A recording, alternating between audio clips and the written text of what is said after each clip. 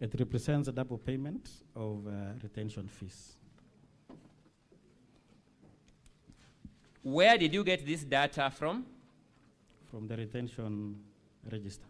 From the retention register? Yes.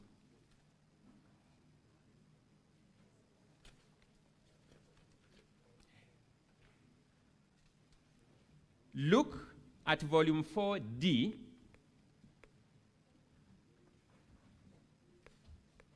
For dog, at pages 221 to 244.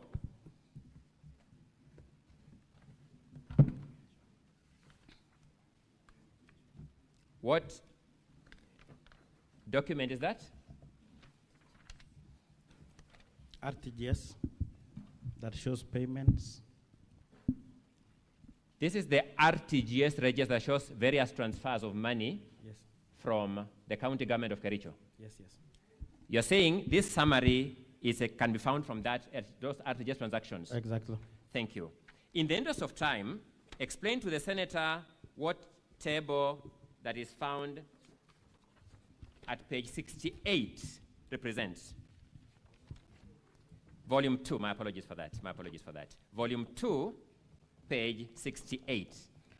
Okay, at page 68, these are the companies that was fully paid, and later on, they were also paid retentions. Just in a half a minute, tell us what you mean by fully paid, then finally paid retentions. When they were paying for these contracts, they paid without retaining the retention money. So the original payment is without retention? Yes. Then subsequently also see retentions being paid? Yes. Then very fast, let's move to the table at page 74 of volume 2.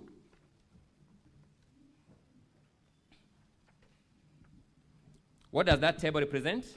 It represents tender irregularities in the Department of Finance and Economic Planning. These are the supplies that was made without documents. For example, there was no tender. For example, this one, Fitch Focus Limited, they were supplying and delivery of stationaries. There were no professional opinion. There were no tender award letter provided. There were also no tender opening and evaluation minutes. And there was also no inventory in the form of ledgers, that is S11 or S13 provided. In a nutshell, what are you telling the senators at paragraph 25 on page 77 of volume 2 regarding the Health Services Department? Paragraph? 25 at page 77, yes. Okay, in that paragraph, the department contracted 2 companies to supply medical equipment at a total cost of 4 million. These companies, one of them is Afroscape Limited, at a cost which I would request honorable members to look at volume 4D, page 84, and also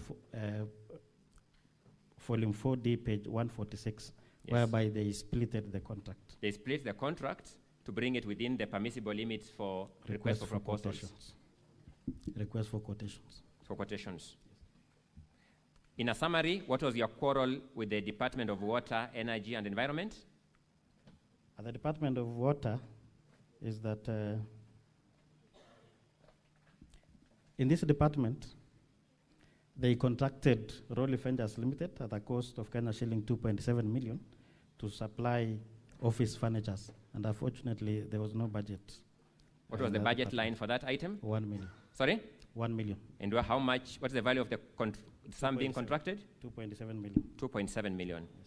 Are these depositions in your affidavit true representation of what your committee actually established by looking at the documents? Yes, yes. Are those documents before these senators in full? Yes. Are you adopting the contents of those documents as your evidence? Yes, I adopt. The governor then says, you never gave him time to implement these findings. What do you say to that, to the senators? What I can say is that the governor is obligated to make, especially when he sees those things happening in his government, he's whistled on 10th June 2025 that there was fictitious payment. So he was supposed to act or to look at all those departments that is affected, so that he sees if these things are real or not. You're saying instead of waiting for the assembly. You're saying the alarm bell was by the whistleblower way back in June. Yes. The governor took no action. Yes. As we stand before this Senate, do you know of any action the governor has taken to this in respect of these transactions? So far, no. He has taken none. Mr. Speaker, in the interest of time, I can see my time is far much spent. We have another witness. I will rest these witnesses' testimony at that. Thank you. That's okay. Sergeant Adams, save some minutes, bring the next witness.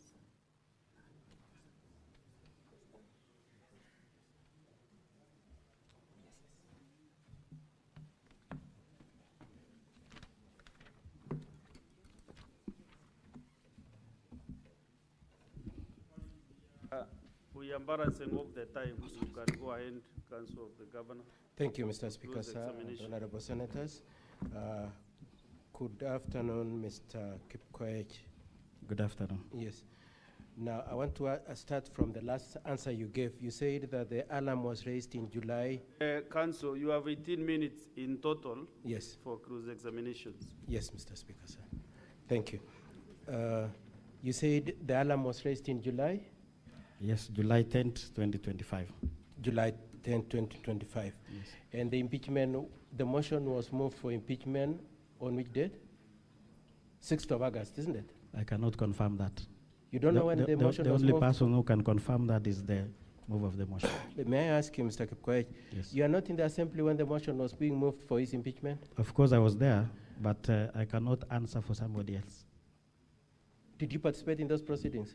In voting, yes, I participated on date 15th. On 15th? Yes. So if it is the issue of date 15th, I'll answer. And you don't recall, okay, that's okay. You don't recall that the motion was moved on 6th of August. You don't remember that? I will leave that to the motion mover. You don't recall or you do? Of course I recall, but I will leave it to the mover of the motion. So the alarm, as you say, was raised on 25th and the motion was moved on 6th of August. That's about 10 days, isn't it? Which alarm are you talking about? The motion for impeachment was 6th of August. You say the alarm was raised on 25th of July, isn't it? Okay, the alarm on fictitious payment. Just ask me on issues of fictitious payment. What was whistleblowed? Who is it asking was the question, whistleblowed on 10 July 2025. Who is asking the questions? I'm asking you again. Yes. Your point through your counsel was that the governor had had time to act, isn't it? That was your point. Yes. And it is because he had the alarm as on 25th of July, isn't it? That was your point, isn't it? Okay, the alarm... Mr. Speaker, sir, I am really struggling with time. If the witness could just answer without being obstinate. Yeah, you should just answer it. But I've not said anything about yes 25th. Or no. If you don't, you are not aware and just say no, yes. Did you say the speaker had time to act, the governor had time to act? Yes. And when was the, according to you, when was the alarm raised? The alarm on fictitious payment was raised on 10th of July. Of 10th of July. Yes. And so as of 6th of August, when the motion for his impeachment is being moved, he had had about 20 days, isn't it? Basically about 25 days. Yes. And according to you, that was adequate time for him to have acted, isn't it? Yes. Okay. Now, I want to move on to a different issue. These fictitious payment report, the other reports, were they sent to the governor? Yes, it was sent to the governor. Were they sent before the motion to impeach or after? Before the motion. Before the motion? Yes. Which date were they sent to him? 5th of? August. 5th of August. Yes. Just a day before the motion for impeachment, isn't it? The speaker has told you to answer the question, please. If you don't know, say you don't know. They were sent a day before the impeachment, isn't it? Yes, a day before. Okay. And that one day was enough for him to act? He had enough time from the Let me ask you a different question. On 10th of July, when you say the alarm was raised, do you have any document showing that indeed a communication raising the alarm was made? During, in the report, you'll Please just answer my question. In the totality of the documents you've brought to court, do you have any document saying, I can place my finger on this document showing that indeed the governor was notified on 10th of July that there are improprieties in the county? I don't have. You don't have. Okay. And each of those reports provided for time to act, isn't it? Yes. These fictitious payment and all the other reports gave timelines within which the governor was to act, isn't it? Yes. And by the time the motion is being moved on 6th of August, that time had not expired, had it? It had not expired. It had not expired. Thank you very much. Now, the whistleblower, according to your paragraph 3, is the deputy governor, isn't it? Yes. That deputy governor deputizes the governor himself, isn't it? Yes, yes. Have you moved to impeach him because he's equally responsible? We have not. You have not? Yes. In firstly... So just a minute, Council. Yes, Mr. Speaker. The House is supposed to rise at 1, but the use of standing order at 4:2. I want to extend for 15 more minutes so that you can conclude your close examination. Thank you, Mr. Speaker, sir.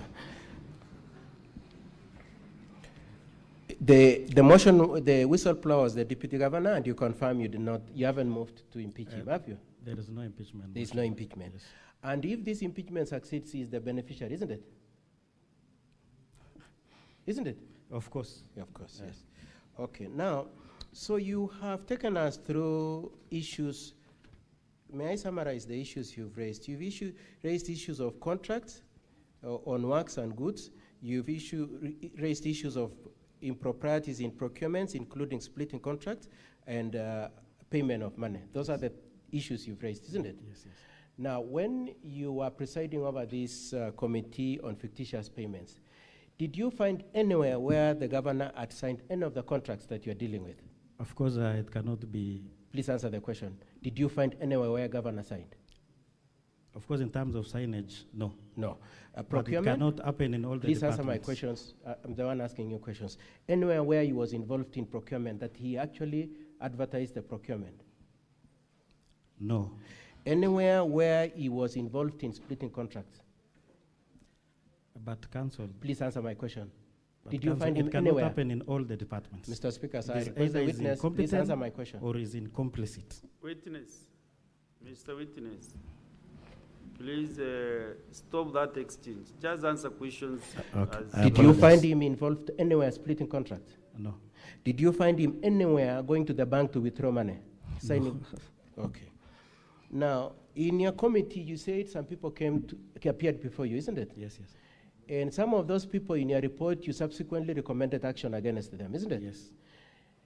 Now, as you speak today, you are coming to support an action against the governor, isn't it? Yes. Now, prior to taking action against the governor, have you taken any action against those people who you found culpable directly? The only person who will take that Please action answer is my the question. governor. Have you taken an action against any of the people you very specifically placed your finger on and said, this one is responsible for splitting tenders, this one was responsible for procuring beyond the budget, this one was responsible for... Yes, we recommended. You've made recommendations? Yes, sir. You've not taken any action? Of course, we don't have that mandate. You don't have that assembly. mandate? Yes. Isn't it true that the County Government Act gives you powers to act on CCs? Yes. And have you acted on any but of them? in this case, most of them were CEOs. Okay, and yes. so what have you done in terms of acting, merely recommending? Yes, on CEOs, we are recommending it to the And the recommendation is to who? County Public Service Board. County Public Service Board. Yes. And have you set up that Public Service Board? It is in the report. Lastly, just to save on my time, prior to the excitement to bring this impeachment against the governor, did you give him an opportunity to react to your concerns? Did you hear him? Did your committee give him an opportunity to be heard? Of course, what we did... Please answer my question. Did you invite him to respond to your concerns? As the Assembly, there is no way we can invite Please answer my question, Mheshimiwa. Did you invite him to answer any of your concerns? To the Assembly, we don't have that mandate. The only way we can invite the governor is through impeachment. Listen to my question again. You are chairing a committee, isn't it? Yes. Did you invite him to come and answer any of the questions you had? Mr. Speaker, okay. sir, if the witness could answer my question. Yes, we invited him to respond to these issues through impeachment motion, which is here before us. Okay, so let the senators listen. So the only way you invited him is through impeachment motion? Of course. You did not bring him down and ask him about the building you are splashing on the... And that is why he had an opportunity to be in the assembly on date 15th. And so this impeachment is meant for him to explain how there was improper procurement, why contracts were, any procurements were split, why contracts were not properly executed. That's your point? Yes. Mr. Speaker, sir, thank you very much for the opportunity to cross-examine. And Mr. Kipkoech, thank you for answering my question. Counsel for the County Assembly, do you want to do the examination to the witness?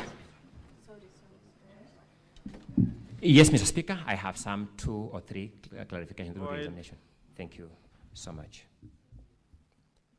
Who raised the alarm that founded the basis for forming the ad hoc committee? Deputy Governor, His Excellency Fred Kirui. In which department does the Deputy Governor work? In which section of the county structure? Executive or the Assembly? He is the principal assistant of the Governor. The principal assistant to the Governor is the one who raised these issues? Yes. You've been asked about the Deputy Governor being the principal beneficiary of this impeachment motion.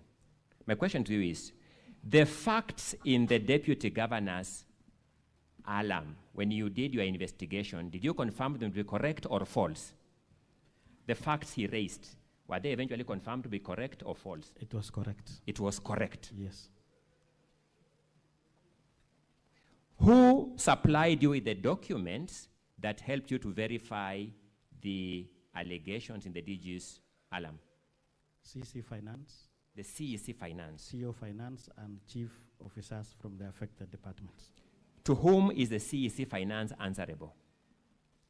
To the executive headed by the Governor. To the executive headed by the Governor.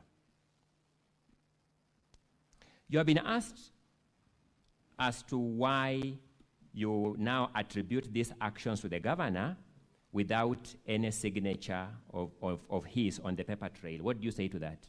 It cannot be coincidence that all the departments is being affected by all these fictitious payments. It's either the Governor is incompetent or is in support. That is all in my re-examination.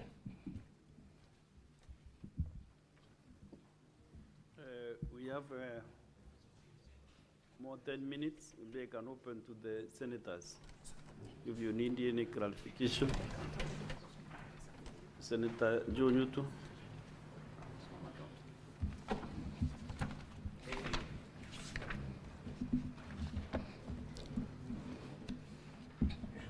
Thank you, Mr. Speaker. I just need to seek some clarification from the witness. Mr. Witness, when you did this fictitious payment report, yes, you must have been motivated by the need to see that resources in Kericho County government were expended in the right way. Yes, yes. And it is also true that the governor does not or did not sign any of those documents. So once this corruption, because it's corruption, was found to have happened, apart from impeaching the governor, did you, as a committee or as a personal level, find it necessary to report this crime to EACC as a good resident of Kericho County? Thank you, Mr. Speaker.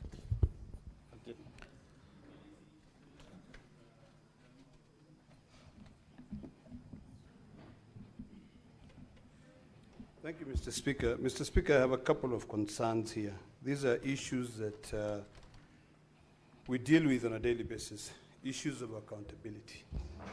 And now I am deliberating on the earlier resolution of the House, as chaired by the Speaker, in terms of calling additional witnesses to be able to verify certain claims which are being raised here, which are being discussed here, Mr. Speaker, relate to the issues of accountability, which falls under two committees of this House. Specifically, the Committee on Public Accounts, Committee of this account.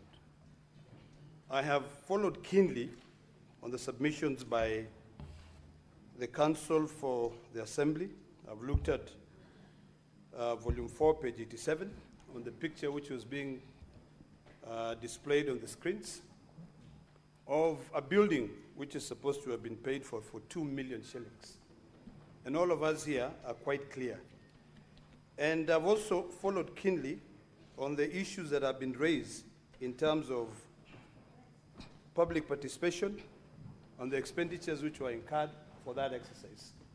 My concern here is this. The earlier issue that we're dealing with was an issue of technicality. But now we come to the issue of a fiduciary responsibility. The question that I have, and I have two questions for you, Mr. Speaker, is one. Will it be in order? You know I'm not the witness. Sorry, will it be a request for you, Mr. Speaker? Will it be in order for us to call for the contractor who was paid this money? Because we're all talking about fighting corruption. If a contractor was paid 2.8 million to fix a building and it was not built, we need to be able to separate fact from fiction. Number two, now to the witness.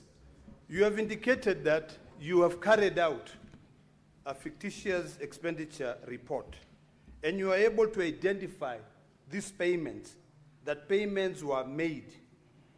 You know, there's one which was overpaid. There was one department that you alleged, I think water, was budgeted for 1 million shillings, but the overpayment was for... My communication and all the time we have been consuming 2 minutes only. Then because of time. Can I finish this? You should have told me that, Mr. Speaker. So just because, conclude. Mr. Speaker, this is a very important matter. Conclude for me. within 1 minute. Okay, thank you, Mr. Speaker. So the question is, you are dedicated that in the water department, the budget was 1 million, but the procurement was 3 million. Did you verify clearly that these payments were paid out, or was it a budget or a planning budget or an actual budget? Finally, Mr. Speaker, on the issue that I've raised, I've requested you, can you please guide this House in the matter of expenditures that have been paid out, whether we can verify that from either the controller of budget or from the contractor? Let the witness answer or clarify those issues. Maybe okay. he has an answer for you, Senator Orekina, that he has the documents to justify his allegations. So witness, you have 4 minutes. Okay, thank you, Honorable Speaker. The first question on ESCC report from... Under senators, witness, proceed and give your responses. Okay, when the Deputy Governor appeared before another committee, he confirmed that he wrote a letter to ESCC on the said fictitious payment. We also invited the County Secretary, who confirmed that they have also received the reports from the ESCC. So when we saw that already the ESCC has a report, we decided to deal with the issues that we were expected to do by the Assembly. On the issue that was raised by Senator from Narok, we have a budget, and that budget has only a figure of 1 million. And when the CC appeared before us, he confirmed that all the payments in that list of fictitious payment was paid. So which means it was overdrawn in that fourth line item. Thank you. Senators, are you done with the answers? Yes. Then I have 2-3 minutes for other senators to still ask their questions. Senator Kericho, Senator Keroche Tabitha.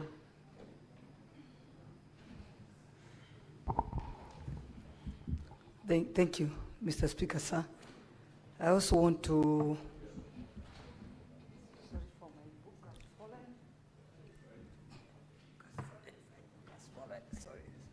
Sorry, my apologies. I also want to ask the witness, Mr. Witness, because I believe a county is governed and it has systems and structures. And I believe your department, the committee you hold, plays a great role. Yes. It's come to the procurement plans, the payment vouchers, and local service orders, deliveries, invoices, and all that. So I would really ask you how it happened that money was paid prior to the job being done. So where do you come in? Or is it that you are just, is it called stamp? Just a committee for stamping things? Because I don't think the CEO, I've been a CEO of a company, so I know the CEO does very little. He depends on the people on the ground. I'm supporting what you've done, because as MCAs, having a code for when you see misappropriation of your funds and all that, is you deserve to be commended, because some of us, we come from counties that misappropriation of funds is a everyday business. But we've never had any, even our MCAs attempting even to impeach our governor. So congratulations for that. But for now, I just want to understand. I just want to. Senator Tabitha Keloche, let the witness answer you within less than 1 minute. If you have, but the time is over. Yes, witness, okay, answer that. Okay, thank you, Honorable Speaker. What prompted the investigations to be done by the Assembly was the letter that was sent through the Speaker by His Excellency the Deputy Governor, so that we start investigations on that fictitious payments. Honorable Senators, more senators will have time in the afternoon to still seek for clarifications. I can see I have so many on my screen. Senator Veronica, it is already 1:15 p.m. And then the County Assembly will have 20 minutes as balance of your time. And then also the governor's team, 9 minutes for examination of other witnesses. Therefore, senators, it is now 1:15 p.m., time to adjourn the Senate. The Senate, therefore, stands adjourned until later today, Thursday, 20 August 2025 at 2:30 p.m.